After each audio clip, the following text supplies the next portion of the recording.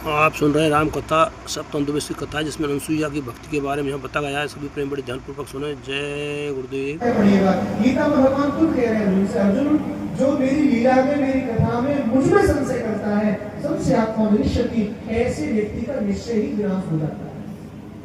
भगवान की लीला कथा में कभी जब प्रभु गया हूँ आरती के आलम, जब प्रभु गया हूँ सुनत महामुनि हर्षित भया हूँ, सुनत महामुनि हर्षित भया हूँ। पुलकित गान अत्रि उठ धामे, पुलकित गान अत्रि उठ धामे, देखी राम आतुर चले आए, देखी राम आतुर चले आए।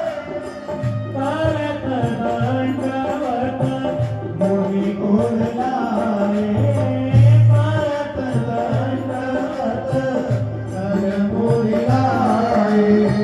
प्रेम वाणी को जन तन वाले, प्रेम वाणी को जन तन वाले। बाबा वर्णन करते हैं, अनुसुईया जी महान तपस्वी, इनके पति अत्रि महाराज। ध्यान सुनिएगा, अत्रि और अनुसुईया में बड़ा प्रेम था। किसकी बेटी है अत्रि? अनुसुईया जी। जानते हो नहीं? अनुसुईया जी कोई साधारण बेटी नहीं है। महाराज मैया देवहूति की बेटी है, महात्मा कर्दम की बेटी है। महात्मा कर्दम की बेटी है अनुसुईया। वर्णन आता है कि भक्ति के बारे में चर्चा आती है। इनके पति थे, इनका नाम था अत्रि मुनि। अत्रि मुनि का नियम था नित्य प्रति और गंगा स्नान करने जाते थे, और गंगा स्नान करके आने के बाद में ठाकुर सेवा करते थे, ठाकुर सेवा करते थे। और इनकी जो पत्नी थी, उनका नियम था अनुसुईया जी का कि वो जब तक पति वापस लौट कर नहीं आ जाते थे, तब तक अनुसुईया जी जलपान भी नहीं करती थी। इनकी सेवा करके, इनका आशीर्वाद लेकर के, इनको फलाहार कराने के बाद में अनुसुईया जलपान करती है। ऐसा दिव्य चरित्र है अनुसुईया जी का। ध्यान से सुनेगा, बताओ सुनने को सुनिए। गोस्वामी जी वर्णन करते हैं, अत्रि श्री नित्य प्रति गंगा नहाने जाते हैं। गंगा कहाँ नहाने जाते थे अत्रि जी? प्रयागराज, चित्रकूट से प्रयागराज जाते हैं नहाने के लिए नित्य प्रति, और वहां से नहा कर आते हैं। आने के बाद में सेवा करते हैं, ठाकुर सेवा। ठाकुर सेवा करने के बाद में तब उनकी पत्नी अनुसुईया इनको माता खिलाएंगी, पिलाएंगी, भोग लगाएंगी, तब खुद पाते। हमारे भारत में बड़े बड़े साधु हुए महाराज, जिन्होंने भगवान की सेवा बड़े भाव से करी। आपने सुना होगा, हमारे वर्ग में पंडित जी हुए, जिनका नाम था गया प्रसाद जी महाराज। सुना है कि नहीं? पंडित गया प्रसाद जी जो गिरिराज जी की परिक्रमा लगाने जाते होंगे, उन्होंने देखा होगा गिरिराज जी परिक्रमा प्रारंभ करने के बाद 2-3 किलोमीटर आगे जाकर के सीधे हाथ में पंडित गया प्रसाद जी की समाधि बनी हुई है। बड़ी विलक्षण पंडित जी थी, बहुत विलक्षण, भगवान से साक्षात बात होती थी। मैं आपको बताऊं कि निष्ठा, इनकी भक्ति ऐसी थी ठाकुर जी के प्रति। इनके जो गुरु जी थे वो वृंदावन रहते थे। अब दर्शन करिएगा, पंडित गया प्रसाद जी जब तक शरीर रहा तब तक एक भी दिन जीवन में कभी ना लगी। नित्य प्रति उठते थे गिरिराज जी में, उठने के बाद वृंदावन जाते थे पैदल, और वृंदावन जाकर के गुरु जी की सेवा करते थे, और गुरु जी की सेवा करके भोग भाग बना करके, भोग लगा कर गुरु जी को पवा कर आते थे। और आने के बाद फिर गिरिराज जी की परिक्रमा करते थे, तब जाकर के कुछ ग्रहण इतने विलक्षण महापुरुष। महाराज वर्णन आता है, एक बार गया प्रसाद जी थोड़ा विलंब से आए, और जैसे विलंब से लौट करके आए, ठाकुर जी बैठे थे, गुरु जी की सेवा करके आए, और जैसे ही सेवा करके आए देखा कि ठाकुर जी बैठे हैं, लागत नहीं हुआ है, फिर स्नान किया और स्नान करने के बाद भोग बनाया, ठाकुर जी को लगाया, पाया और पाने के बाद क्या देखा कि ठाकुर जी की जो गर्दन थी वो पीछे घुस गई। दर्शन करिए, पत्थर की जो प्रतिमा थी उसका जो चेहरा था वो पीछे घूम गया। कहाँ घूम गया? पीछे घूम गया।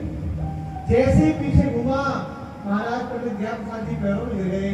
प्रभु हे ठाकुर, हे राज बाबा, कोई अपराध हो गया क्या? कोई गलती हुई क्या? आप जीवन का एक पहला ऐसा चरित्र है जब भगवान बोलकर के विराज किया कलयुग में, अभी कुछ वर्ष पहले की बात है।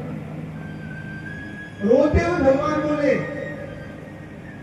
पंडित ज्ञानसार जी ने पूछा कि आपका चेहरा उधर हो गया नाथ, क्या मैं ऐसा भागा हो गया, कोई अपराध हो गया मुझसे जो मुझे देखना नहीं चाहते प्रभु?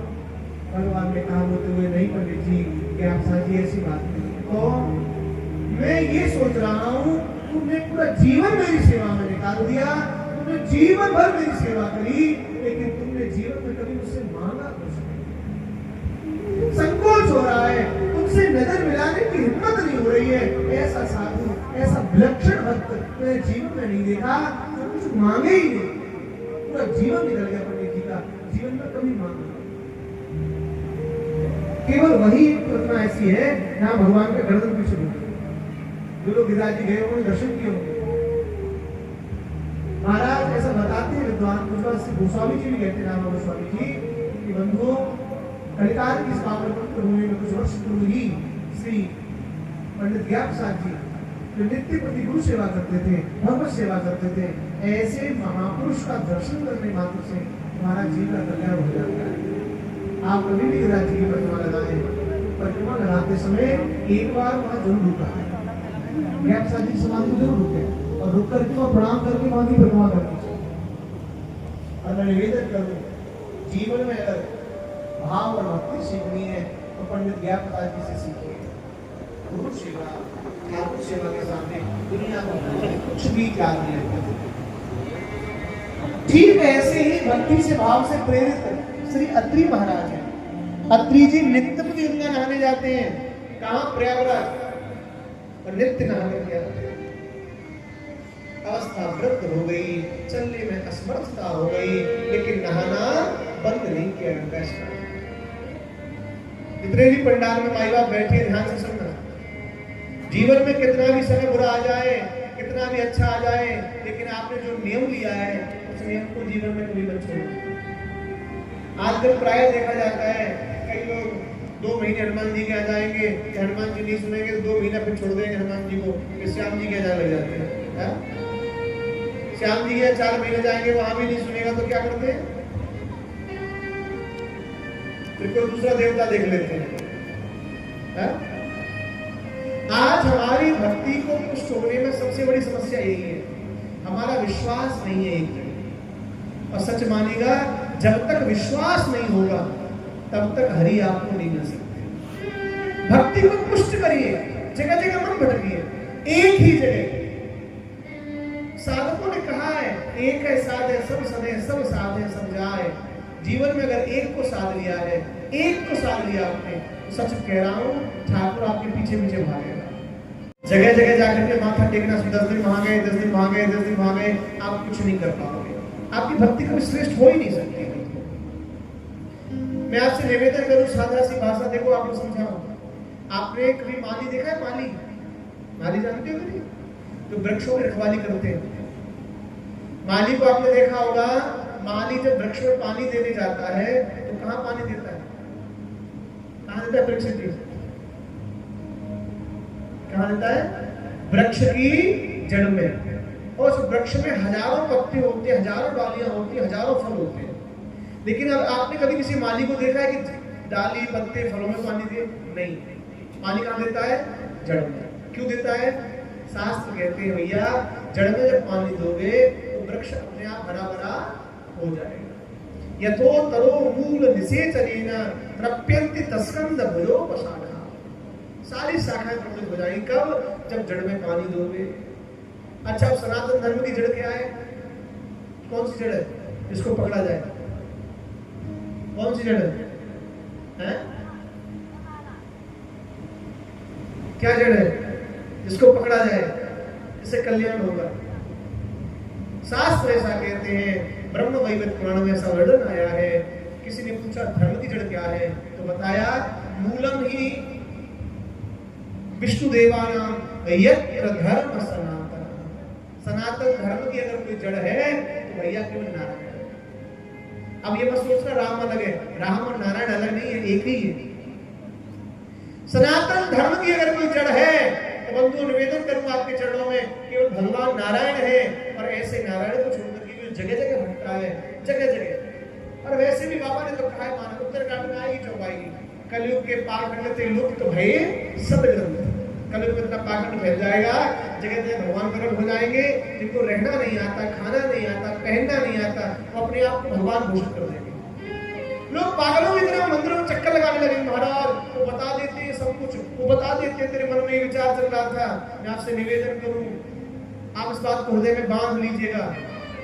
इस नश्वर शरीर में भगवान कभी नहीं आ सकते, दुनिया की कोई शक्ति नहीं ला सकती भगवान को।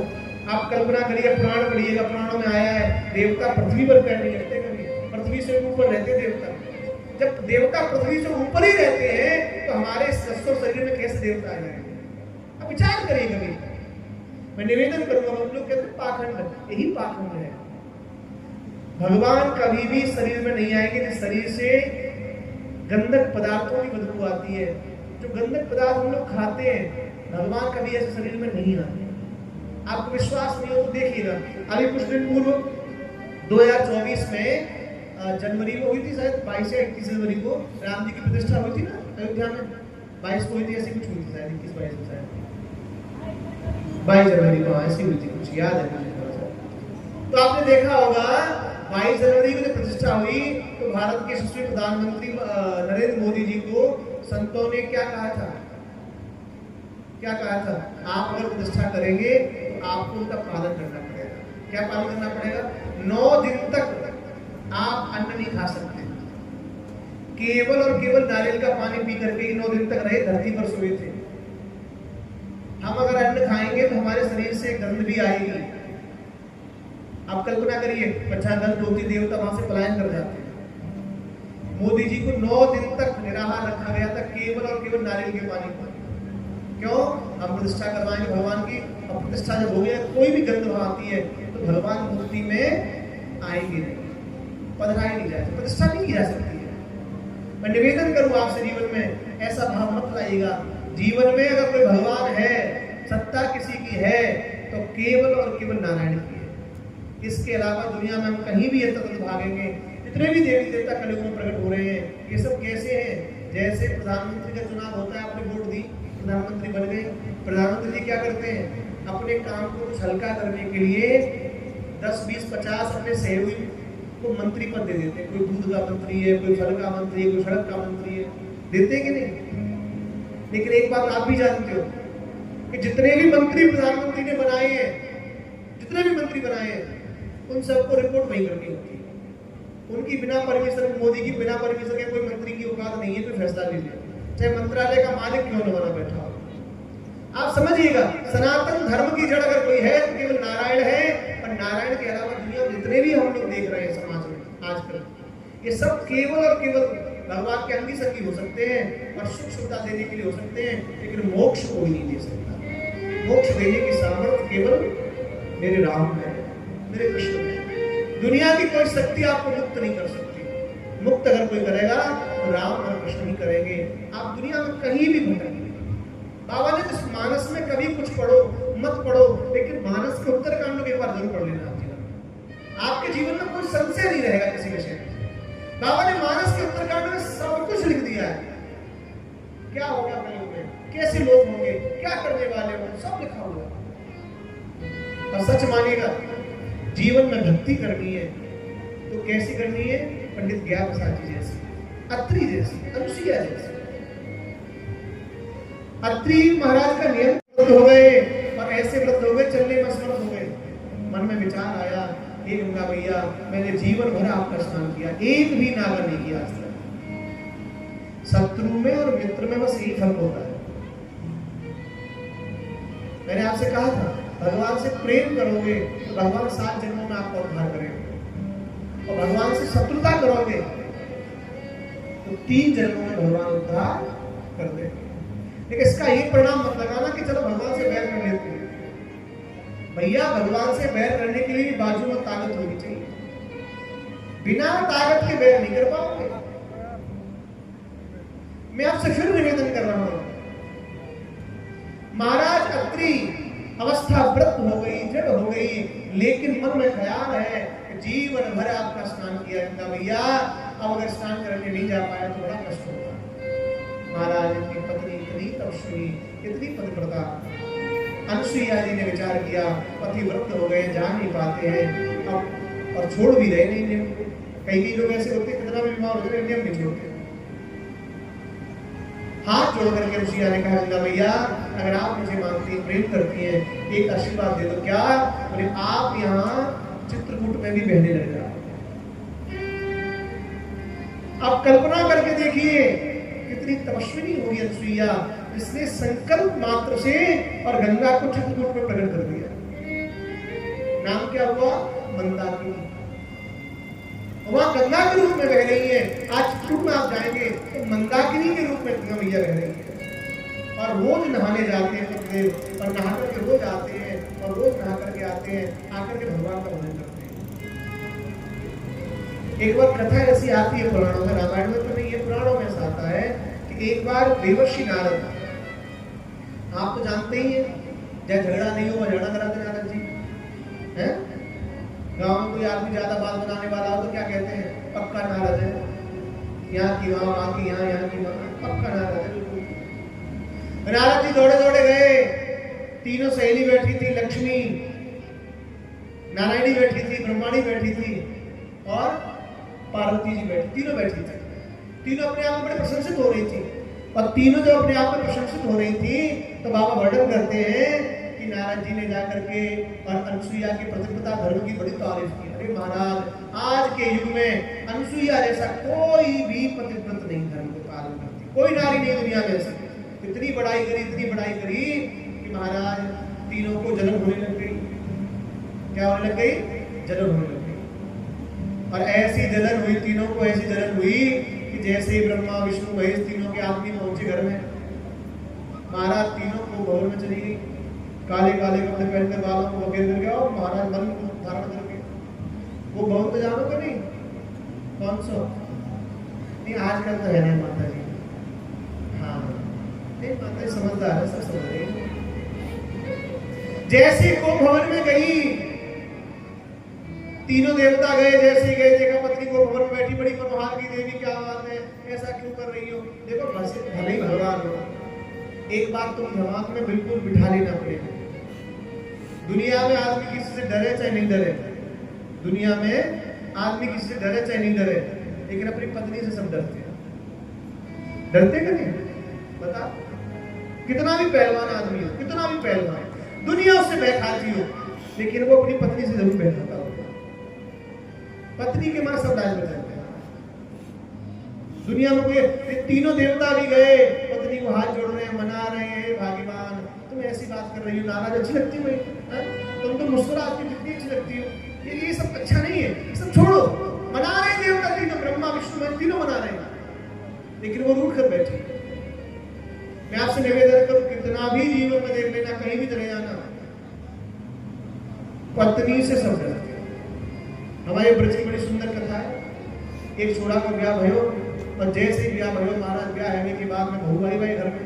जैसे ही बहू आई तो गांव में कुछ परंपरा होती, छोटी मोटी हर गांव में लग रही, महारानियां थी, महाराज लक्ष्मी, पार्वती, सरस्वती, तीनों से देवता कह रहे, भाग्यवान क्यों ऐसा नाटक कर रही हो? अरे तुम्हें तो पता है कि जीवन भर हमने तुम्हारी बात मानी, तुम्हारी बात कभी टाली नहीं है। तुम जो कहोगी वो होगा, बताओ दुखी क्यों हो रही हो? तुम्हारी प्रसन्नता कैसे हो सकती है? जैसे कहा कि तुम्हारी प्रसन्नता कैसे हो सकती है? महाराज और मसूदा ने, तीनों ने कहा कि देखो, अगर हमको प्रसन्न करना चाहते हो, खुशी देखना चाहते हो, तो एक काम कर दो। क्या? बोले तुम जा करके और अनुसुईया के पतिव्रत धर्म की परीक्षा लेकर के आओ। भगवान ने समझाया, अरे ये सब क्या है? बोले नहीं महाराज जाओ। अच्छा एक बात ध्यान रखना, माता सब बर्दाश्त कर लेती हैं, लेकिन महाराज सौत बर्दाश्त नहीं कर सकती। हरियाणा में तो कहावत है महाराज, 100 तो चून के आटे की बुरी होकर होवे कि नहीं बता। भगवान ने कहा तुम जैसे प्रसन्न हो जाओगे वैसे बताओ, आदेश करो आपको। तीनों ने कहा एक काम करो, आप तीनों जाओ और जा करके और अनुसुईया के पतिव्रत धर्म की परीक्षा लेकर के आओ। महाराज तीनों लोग गए और जैसे ही तीनों गए ब्राह्मण का रूप बना लिया और ब्राह्मण का रूप बना करके दरवाजे पर गए और दरवाजे पर जाकर कहा मां भिक्षाम देही। जैसे ही कहा कि मां भिक्षाम देही, अनुसुईया जी दौड़ करके आई। क्या चाहिए महाराज बताइए। जैसे ही कहा कि क्या चाहिए तो हाथ जोड़ करके बोले हमें स्तनपान करा दो। क्या कहा? हमें दूध पिला दो, स्तनपान करा दो। जैसे ही कहा महाराज अनुसुईया ने दृढ़ दृष्टि से देखा, ध्यान लगा करके समझ गई कि ये कोई साधारण ब्राह्मण नहीं है, ये तो परीक्षा लेने के लिए आए हैं। ब्रह्मा विष्णु महेश है। अंदर गई, महात्मा के कमंडल से गंगा जल लिया और गंगा जल लेकर के तीनों के ऊपर छिड़क दिया। और जैसे ही छिड़का तीनों छोटे से बालक बन गए और जैसे ही बालक बने महाराज ले जाकर के पालने में डाल दिया। महीनों निकल गए, महीनों, और महीनों निकलने के बाद में एक बार नारद जी घूमते हुए गए। लक्ष्मी ने पूछा नारायण कहाँ है, दिख नहीं रहे आपके। पार्वती ने पूछा शंकर जी भी नहीं दिख रहे। सरस्वती ने कहा ब्रह्मा भी नहीं दिख रहे, गए कहाँ ये तीनों, कौन से लोक में गए ये तीनों, दिखते ही नहीं है।